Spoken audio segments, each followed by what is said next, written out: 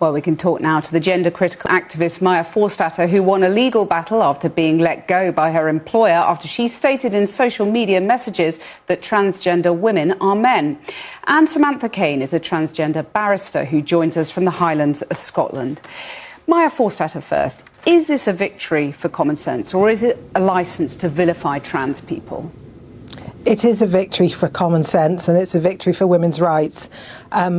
Calling someone a man or a woman is not vilifying them, it's just describing them accurately. And you need to be able to describe people accurately in order to keep them safe and in order to protect other people's rights. So even talking about it in terms of vilification is wrong. Everybody is born male or female, and that cannot change. And that doesn't mean that they have to live their life according to gender stereotypes, but it does mean that they have to respect other people's rights and privacy. Samantha Kane, the court has just given biological women back their basic rights. Yes. Well, if I may jump into here, the issue here is that the ruling of today has already misinterpreted. It's not really for a court, with all respect to the Supreme Court, of course, is to define what's a man or what's a woman. They merely interpreted a very narrow aspect of the Equality Act.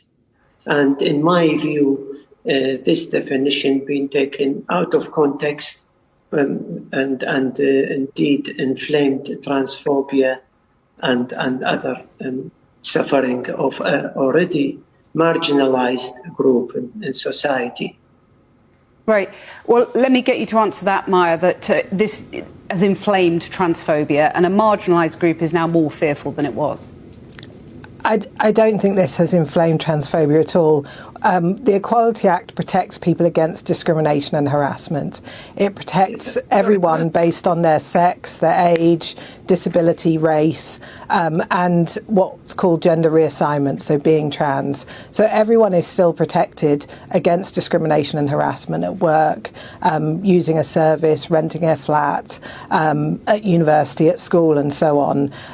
This is not about transphobia, it's about protecting women's rights, which means you have to know what a woman is. And one thing the Supreme Court said very clearly was that there's very little in common between the group of women, people who are female, born with female bodies, who can dress as they like, and they're not necessarily feminine archetypes, and men who wish to be feminine archetypes. It's an experience in life that a woman just can't have, of being a man who wishes he was a woman.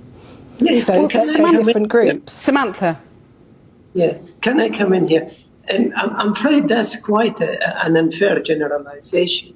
I mean, some of us, the pioneers in sex reassignments, when we underwent that many, many decades ago, we forgot that we were men. I tried to become a man all my life. I couldn't. I literally couldn't. It is not a choice. We were born like this. There's a medical procedure to go through. There is female hormones every transgender takes, which actually feminize every single cell of their body. So even the biology eventually changed. I'll give you one example for your information.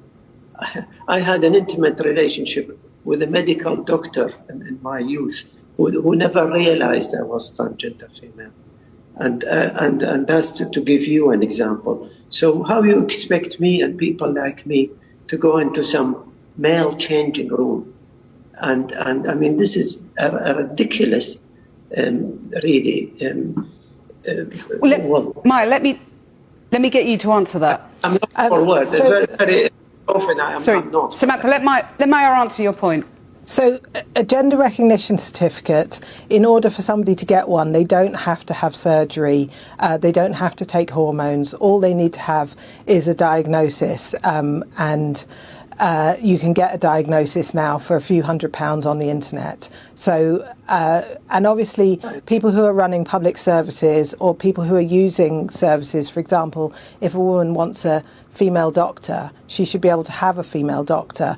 And if a man wishes he was a woman and wants to be in that situation, the woman can't ask what surgery have you had and doesn't want to know. You know, the last thing we want to do is talk about somebody's intimate details. So I'm sorry. Unfortunately, when you have rules, they have to be clear. Samantha, let me just ask you, after today's ruling, will you continue to call yourself a trans woman or a woman? I'm not a trans woman, I'm a woman. As simple as that. We don't have a hierarchy of women.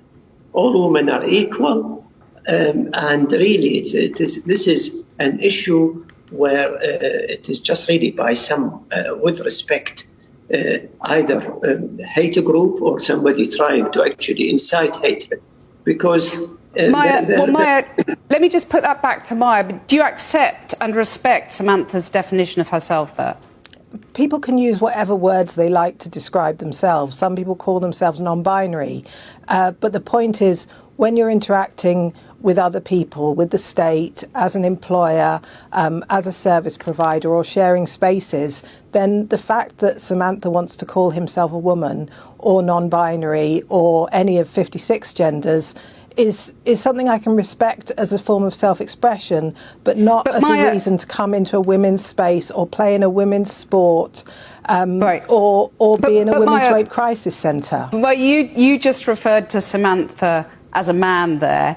Do you not accept that what Lord Hodge said today is that trans people are still protected from discrimination and harassment under the Equality Act, and therefore you describing Samantha as a man there could be viewed as discriminatory or harassing? No, it's not. What Lord Hodge said was the Equality Act protects trans people from harassment and discrimination. So that means things like you shouldn't be fired at work, you shouldn't be paid less than another person, you shouldn't be refused a booking at a restaurant or refused to be able to rent a flat, for example. But it doesn't mean that other people have to pretend that you are the sex that you're not, or to refer to you in the way that you want to be referred to as. Let me get a response from Samantha to that. Samantha.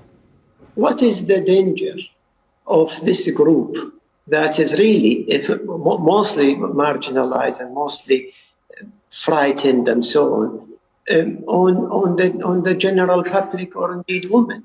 I mean, what is the fear here from me and other people like me? What's so frightening about that?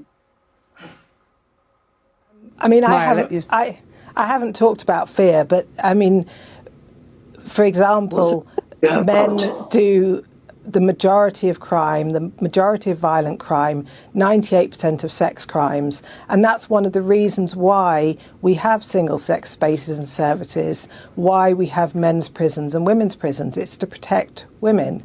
And men who identify as transgender, who identify as trans women, are a vulnerable group. They're a vulnerable group of men, and they can be kept safe in men's prisons, for example. Right, Maya Forstater, I know many people would disagree with what you've just said, but thank you very much, and to Samantha Kane as well. Thank you both very much for coming on the programme.